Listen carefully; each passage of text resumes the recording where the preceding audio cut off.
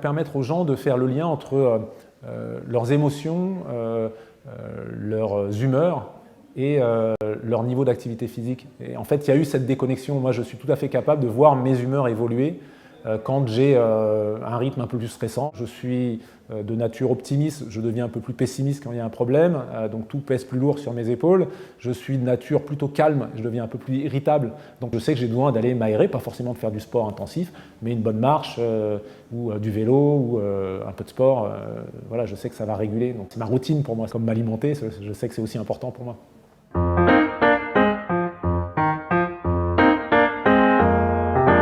L'activité physique va jouer sur le cerveau qui lui-même va jouer sur le corps et sur certains organes, donc c'est aussi cette dimension-là. Mais après, l'activité physique en elle-même joue un rôle directement sur le bon fonctionnement du cerveau pour lui-même, sur ses capacités cognitives. Alors on commence à comprendre quelle est la médiation, qu'est-ce qui fait que l'activité physique va jouer ce rôle-là. Il y a une des explications et qu'on ne mesurait pas avant, c'est que le muscle en mouvement va sécréter des protéines, va mettre en circulation dans le sang des protéines qu'il ne met pas en circulation quand il n'est pas actif. Et ces protéines ont un rôle de régulation de certaines fonctions du cerveau.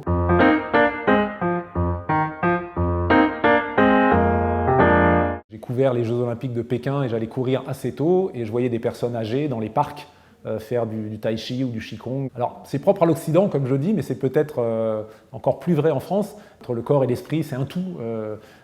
En Asie, il n'y a pas eu cette coupure, nous on l'a eu. On l'a eu, peut-être que c'est le cartésianisme, le dualisme cartésien qui nous a apporté ça, mais c'est encore plus vrai dans notre société que dans les sociétés anglo-saxonnes quand on voit la place du sport à l'université, qui est considéré aussi comme un terrain d'apprentissage, au même titre que le théâtre, que la danse, et on considère dans ce milieu anglo-saxon et dans les universités américaines notamment, que l'apprentissage ne se fait pas que assis dans un rapport descendant, voilà, comme on le faisait et comme on le fait parfois trop souvent encore chez nous, même si c'est caricatural, mais c'est encore trop ça.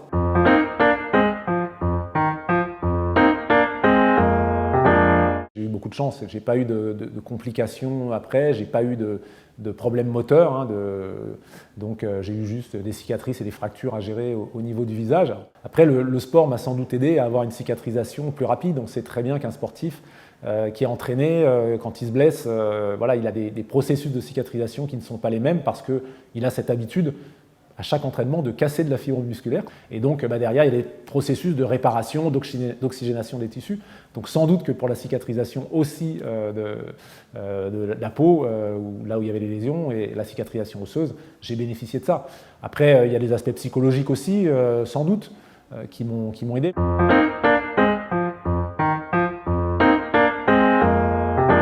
L'activité physique minimum recommandée, hein, c'est par l'Organisation mondiale de la santé, c'est 30 minutes d'activité modérément intense. Alors ça veut dire quoi? C'est pas de la marche à 4 km/h tranquille, c'est de la marche quand même où on a un certain essoufflement, c'est pas la marche habituelle. C'est une marche où on a décidé quand même d'aller plus vite que d'habitude. Quelqu'un qui ne fait rien, si tous les 2 jours il se dit je vais marcher d'un bon pas avant mon petit déjeuner autour du pâté de maison, 15 minutes, tous les 2 jours, il va en tirer des bénéfices assez vite.